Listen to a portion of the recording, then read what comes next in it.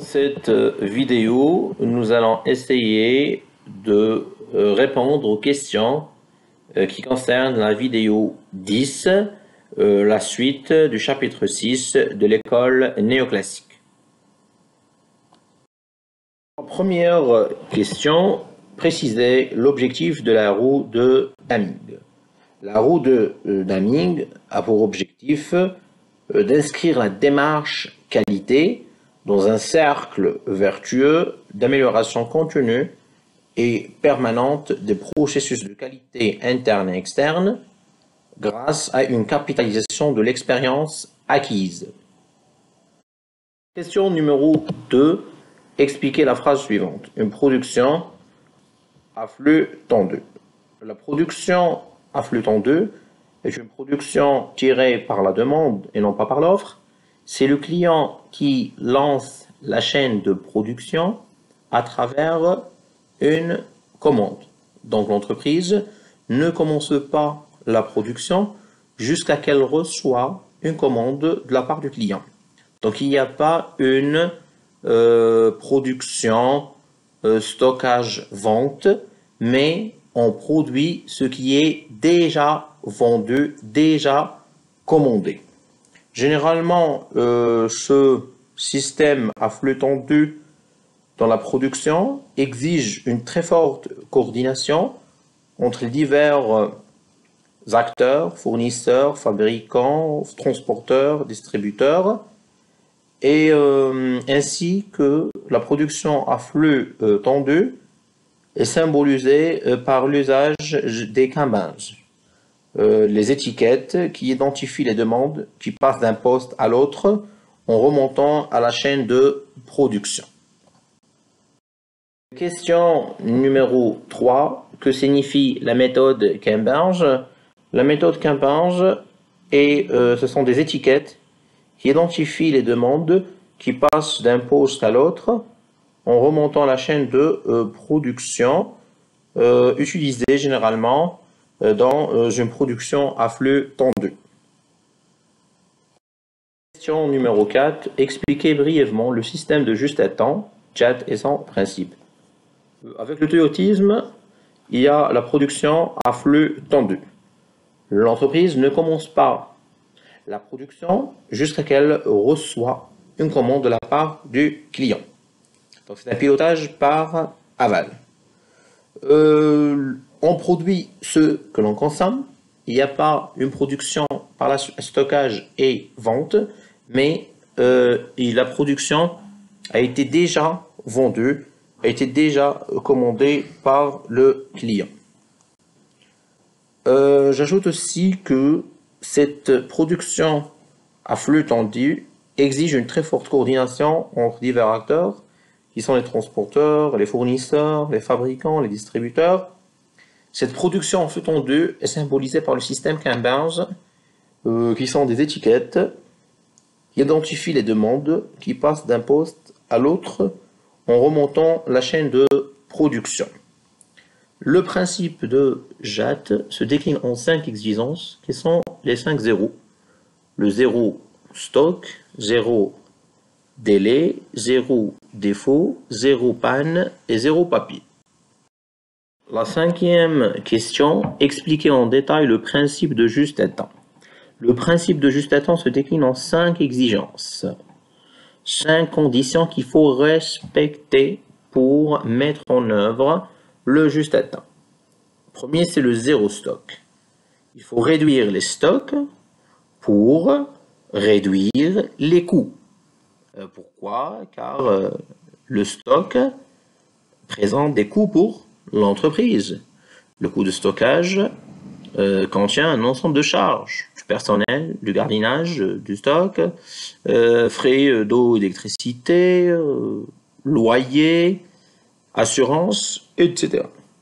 Alors il faut réduire, voire même éliminer le stock pour réduire les coûts. Ce zéro stock se décline en 2 éléments, en amont et en aval.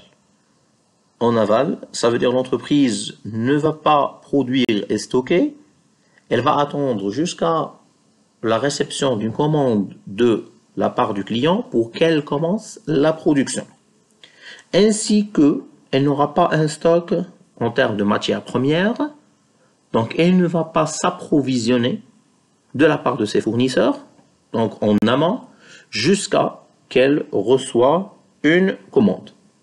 Ce zéro stock va permettre à l'entreprise de réduire ses coûts.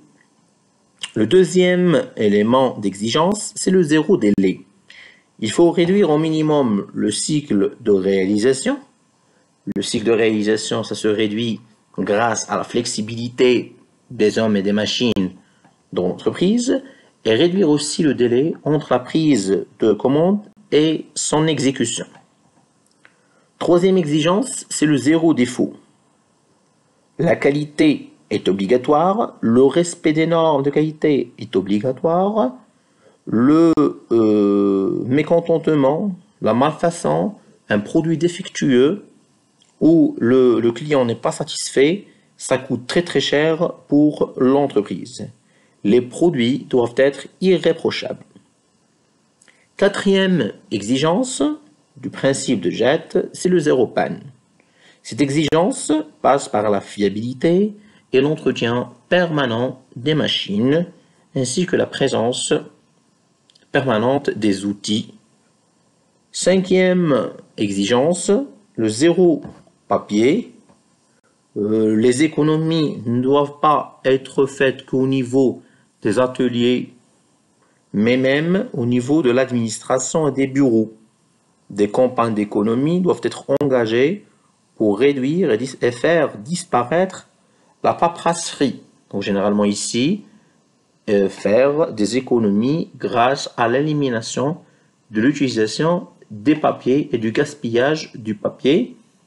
Et ceci peut être réalisé par l'introduction de l'outil informatique.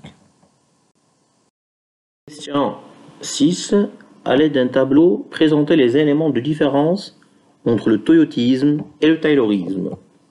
Le taylorisme est fondé par Frederick Winslow Taylor aux États-Unis à la fin du 19e siècle. Le toyotisme est fondé par Taiichi Uno au Japon au début de 1960. L'objectif du taylorisme, c'était l'augmentation de la productivité. Le toyotisme repose sur un management de la qualité. Les principes vraiment du taylorisme, c'est la division horizontale du travail, division verticale du travail et salaire au rendement. Toyotisme, on trouve le système JET, la production à flux tendu, avec l'étiquetage, le système Kanban ou la méthode Kanban, en respectant les 5 exigences qui sont les 5 zéros.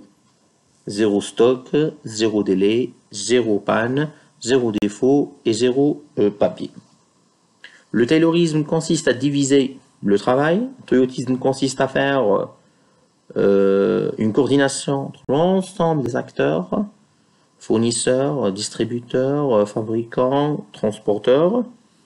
Dans le taylorisme, les flux sont poussés dans la production par l'offre. Donc, il y a une production, après un stockage et par la suite une vente. Donc, on vend ce qui est déjà produit. Au niveau du toyotisme, les flux sont tirés par la demande. La production se fait par flux tendu.